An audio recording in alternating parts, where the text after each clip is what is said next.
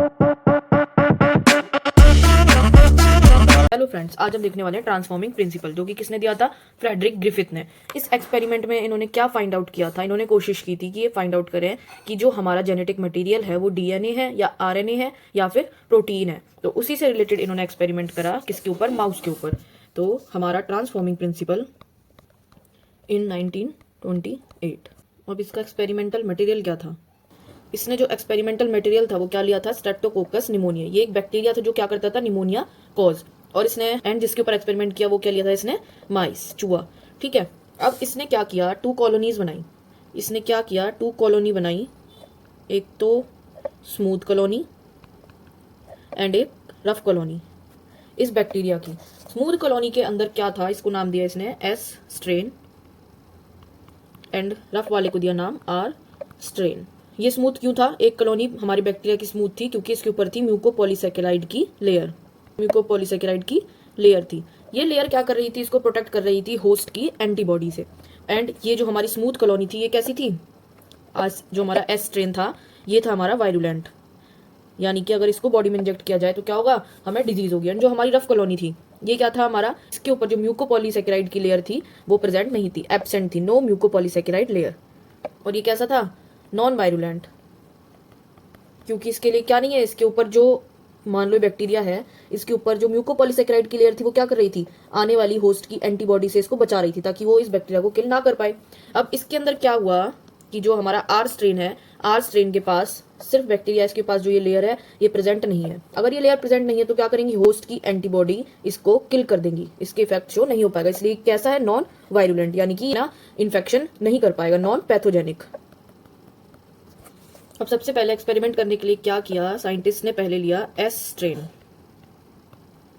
इस S strain को उसने इंजेक्ट किया माइस में।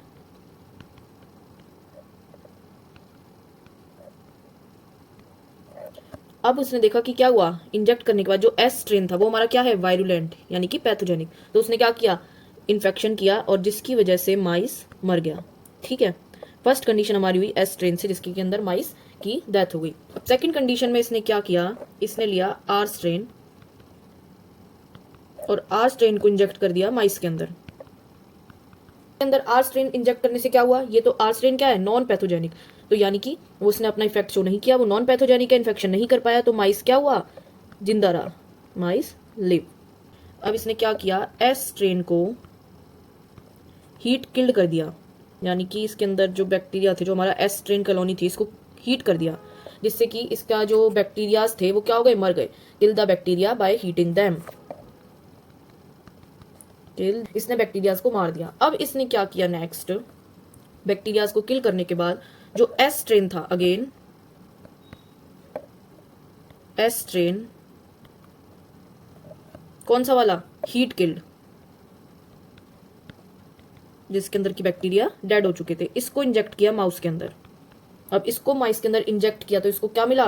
कि माइस जिंदा हैं, उनकी डेथ नहीं हुई। क्यों? क्योंकि जो हमारा एस स्ट्रेन था वो वायरुलेंट था, लेकिन हीट किल्ड के बाद उसके बैक्टीरिया हीट से मार दिए गए, यानी कि हीट किल्ड कर दिया गया।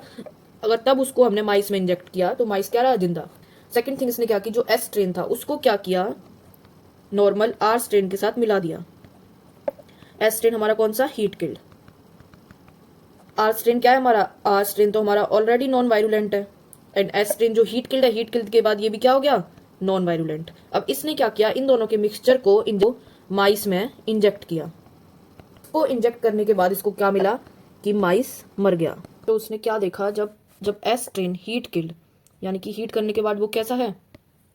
हीट किल्ड, यानी कि हीट किल्ड करने के बाद वो क्या हो चुका है? ऑलरेडी नॉन वायरुलेंट हो चुका है। तो जब नॉन वायरुलेंट है तो डिजीज करेगा ही नहीं। जो आर स्ट्रेन है वो तो ऑलरेडी नॉन वायरुलेंट है, तो माइस क्या रहना चाहिए था? जिंदा। उसको इन्फेक्शन नहीं होना चाहिए था, निमोनिया नहीं होना चाहिए था। लेकिन इस कंडीशन में S heat killed and R strain की कंडीशन में माइस क्या हो गया? डाई, माइस मर गया, उल्टा हुआ। तो उसने सोचा ऐसा क्या हुआ कि दोनों, जब मैंने नॉन वायरुलेंट कंडीशन दी तब भी माइस की डेथ हो गई।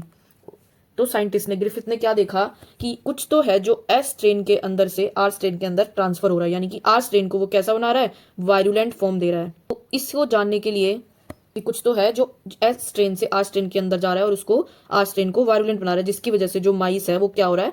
डेड हो रहा है। ठीक है, माइस मर रहा है। तो उसने क्या देखा कि he recovered living S bacteria from the dead mice. उसने इसके अंदर से क्या पाया, कुछ लिविंग एस बैक्टीरिया पाया। जब उसने कंक्लूजन निकाला कि एस स्ट्रेन से कुछ तो है जो ट्रांसफॉर्म होकर आर स्ट्रेन के पास आया है और जिसकी वजह से माइस को निमोनिया हुआ है, तो उस ग्रिफिथ ने बोला some transforming principle heat killed S strain से गए हैं, ट्रांसफर हुए हैं आर स्ट्रेन के अंदर, जिसकी वजह से जो आर स्ट्रेन है उसने सिंथेसाइज करी है म्यूकोपॉलीसेकेराइड की लेयर, जिसकी वजह से क्या हुआ है, जो आर स्ट्रेन है वो क्या बन गया है, वायरुलेंट, जिसकी वजह से माउस क्या हो गया है, डेड। तो उसने कंक्लूजन निकाला this must be due to the transfer of the genetic material, but वो इस जेनेटिक मटेरियल का बायोकेमिकल नेचर नहीं बता पाया कि इस जेनेटिक मटेरियल जो एस स्ट्रेन से आर स्ट्रेन के अंदर ट्रांसफर हो रहा है, this is what, this is DNA, RNA और प्रोटीन।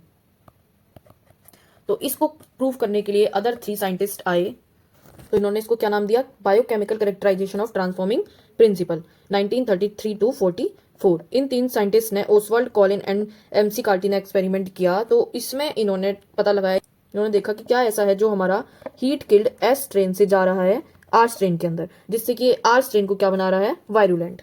तो इन्होंने सबसे पहले क्या किया, जो हमारा हीट किल्ड एस स्ट्रेन था, इसके अंदर है हमारे कल्चर के अंदर heat killed S strain bacteria, इसके अंदर क्या कर दिया, इसके अंदर इन्होंने डाल दिया प्रोटीएज। प्रोटीएज का काम क्या है, ये प्रोटीन को कर देता है डाइजेस्ट, यानी कि प्रोटीन का ब्रेकडाउन। प्रोटीएज डालने के बाद आर स्ट्रेन के साथ इंजेक्ट किया माइस के अंदर, तो इन्हें क्या मिला, माइस डाइड।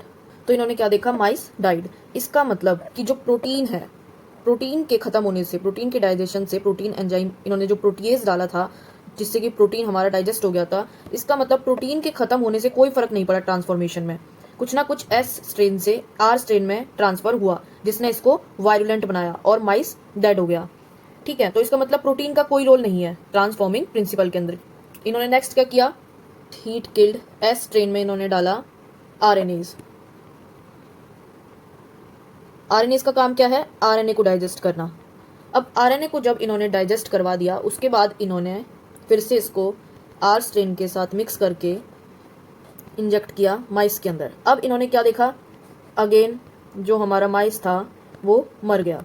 फिर इससे क्या कंक्लूजन निकला कि आरएनए के खत्म होने से heat killed S strain culture के अंदर, जिसके अंदर हीट किल्ड एस बैक्टीरिया है, उसके अंदर अगर इन्होंने आरएनए को मार दिया तो भी क्या हुआ, ट्रांसफॉर्मेशन में कोई फर्क नहीं पड़ा, कुछ वायरुलेंट चीज थी जो कि आर स्ट्रेन को जिसने वायरुलेंट बनाया, जिसकी वजह से माइस डेड हो गया। अब थर्ड कंडीशन में इन्होंने